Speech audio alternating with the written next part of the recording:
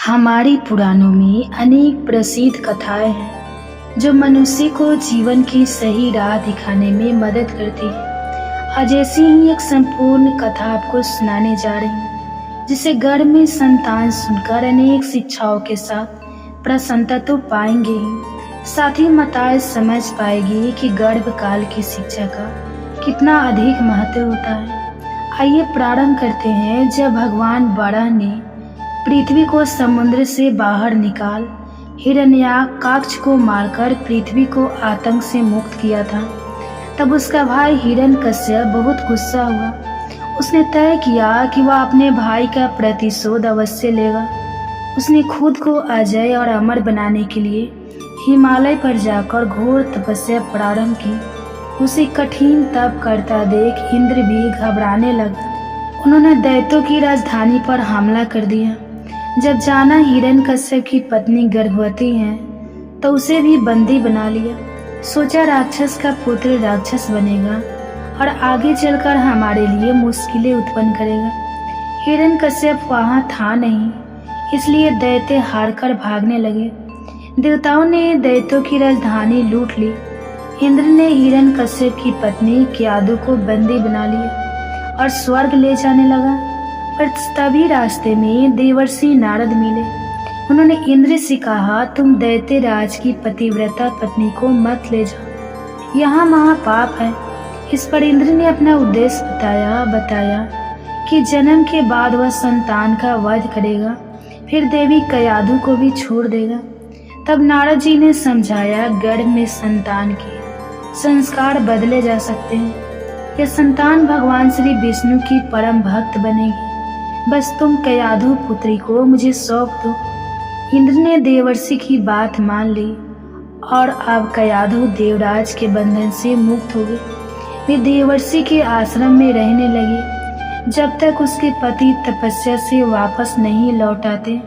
उसके लिए और कोई सुरक्षित जगह थी भी नहीं। देवर्षि उसे अपनी पुत्री की तरह मानते। गर्भस्थ संतान को भागवत भक्ति का उपदेश देते। गर्भ में प्रहलाद भी उन उपदेशों को सुन बड़ा ही आनंदित हो। कुछ वर्षों बाद जब हिरण्यकश्यप वरदान प्राप्त कर लौटा, उसने सभी देवताओं को जीत लिया। सभी लोकपालों को हारकर उनकी सारी संपदा छीन ली। भगवान ने उसे विरोध था, इसलिए ऋषियों को परेशान करता यज्ञ रोक दिए।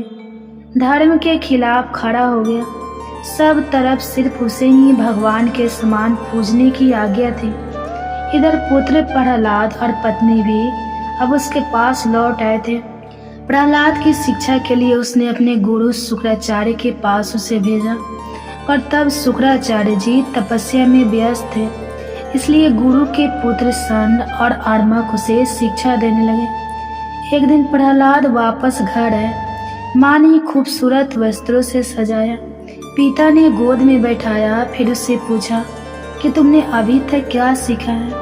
तब प्रहलाद उत्तर देते हैं, पिताजी, सभी लोग संसार में मोहित रहकर उद्गुण रहते हैं। मेरा मानना है कि हमें अंतःकरण में श्री हरि की शरण लेनी चाहिए। हिरण्यकश्यप जोर से हंस पड़ा। उसे लगा कोई दुश्मन उनके पुत्र प्रहलाद को यह ज्ञान सिखा रहा है। उन्होंने अपने गुरु के पुत्रों से कहा, तुम्हें प्रहलाद को सुधारना होगा। उसे दैत्य कुल के उचित आदर्श, धर्म और काम की शिक्षा दो। गुरु के पुत्र ने प्रहलाद को अपने पास बुलाया और पूछा, तुमने यह ज्ञान कहाँ से सीखा? प्रहलाद मुस्कुराते हुए कहा, गुरुदेव, इस दुनिया में हम भगवान की माया के चक्कर में बह रहे हैं। भगवान दयालु होते हैं। जब वह किसी पर अपनी दया बरसाते हैं तो वह इंसान के मन में बस जाते हैं। मेरे मन को उनकी अनंत कृपा ने उन परम पुरुष की ओर खींच लिया है। मेरे गुरु ने मेरे साथ बहुत मेहनत की है, मुझे ज्ञान का सही मार्ग दिखाया है। उन्हीं ने मुझे सच्ची शिक्षा दी। उन्हीं ने मुझे अर्थशास्त्र, दंड नीति और राजनीति के बारे में भी सिखाया है। अपने गुरु की शिक्षा को ध्यान से सीखता था। उनके मन में विद्या के प्रति सच्ची आस्था थी। मैंने गर्भकाल में ही संपूर्ण ज्ञान प्राप्त कर लिया है। गुरु पुत्रों को उसकी बात ज्यादा समझ नहीं आई। तब हिरण्यकश्यप ने भी अपने पुत्र को गोद में बिठाकर पूछा, बताओ बेटा, सबसे अच्छा ज्ञान क्या है? प्रहलाद ने कहा, मेरे अनुसार सर्वोत्तम ज्ञान वही है जो भगवान के गुणों और आचरणों को सुनने की प्रेरणा देता हो। उनकी लीलाओं और नामों का भजन, उनके श्री चरणों की सेवा, उनकी पूजा, उनकी स्तुति, उनके सामने दास बनना, उनसे दोस्ती करना, उनके प्रति अपनी आत्मा को समर्पित करने का भाव जगाता हूँ। मेरे अनुसार इसी का अनुसरण कर हम जीवन में सबसे उत्तम फल प्राप्त कर सकते हैं। हिरण्यकश्यप बहुत क्रोधित हो गए। उन्होंने प्रहलाद को बुरी तरह डांटा और उसे जमीन पर पटक दिया। उनके गुरुकुल के छात्रों ने बताया कि हमने उसे गलत नहीं सिखाया है। प्रहलाद शांति से खड़े रहे। बिना किसी क्रोध किए वे अपने पिता से कहने लगे, पिता, आपको गुस्सा नहीं आना चाहिए। गुरु के पुत्रों का भी कोई दोष नहीं है। वे विषय की वस्तुओं को बार बार भोग करके उन्हीं में लगे रहते हैं। और मैं सच्चे ज्ञान को जानता हूँ। आज वह नन्हा सा बच्चा त्रिभुवन विजय दैत्यराज हिरण्यकश्यप के सामने बिना डरे खड़ा था और पिता की रुचि के विपरीत यह सब कहे जा रहा था। दैत्यराज के गुस्से का कोई पार नहीं था। उसने अपने क्रूर सभासद को आदेश दिया, जाओ तुरंत इस दुष्ट बच्चे को मार डालो। दैत्य बच्चे पर हमला करने के लिए तलवार, त्रिशूल, अन्य शास्त्रों को लेकर चिल्लाते हुए उस बालक पर टूट पड़े। पर प्रहलाद निर्भय खड़े रहे। उन्हें सब जगह उनके दयालु प्रभु ही दिखाई देते थे। उन्हें किसी का भी डर नहीं था। असुरों ने बड़े ताकतवर अस्त्र शस्त्र से बार बार हमला किया, लेकिन प्रहलाद को खरोच तक नहीं आई। उसके शरीर को छूते ही हथियार टुकड़े टुकड़े हो जाते। हिरण्यकश्यप को बहुत हैरानी हुई। उसने तय कर लिया कि वह प्रहलाद को जिंदा नहीं छोड़ेगा। वह कई तरह के उपाय करने लगा। एक बार हाथी के सामने प्रहलाद को डाल दिया, लेकिन हाथी ने प्रहलाद को प्यार से अपनी सूंड से उठा लिया और प्रहलाद को उसने एक कोठरी में बंद कर दिया, जहाँ भयंकर सर्पों की छोड़ दिया। लेकिन यह सर्प प्रहलाद के पास पहुंचकर केचुए की तरह सीधे हो गए। जब जंगली सिंह के सामने उसे छोड़ा गया तो वह पालतू कुत्ते की तरह उसके सामने पूंछ हिलाता हुआ बैठ गया। जब प्रहलाद को खाने के लिए उग्र वस्त्र दिया गया तो उसका भी उस पर कोई प्रभाव नहीं हुआ। विष पेट में जाकर अमृत बन गया। अनेक दिनों तक उसे भोजन नहीं दिया गया, जल की एक बूंद नहीं मिली, फिर भी प्रहलाद के स्वास्थ्य पर कोई असर नहीं हुआ। वे तो दिन पर दिन और भी मजबूत दिखाई दे रहे थे। उन्हें ऊंचे पर्वत से गिराया गया, पत्थरों के साथ बांधकर समुद्र में फेंक दिया गया, और हर बार वे भगवान का नाम गुणगान करते हुए वापस लौटे। इतना सब होने पर हिरण्यकश्यप की बहन होलिका ने कहा, भैया, मैंने तप करके एक विशेष वस्त्र पाए हैं। वे वस्त्र अग्नि में नहीं जलते, इसलिए मैं उन वस्त्रों को पहनकर प्रहलाद को गोद में लेकर अग्नि में बैठ जाऊंगी। तब देखते हैं कौन सी माया उसे बचा पाएगी।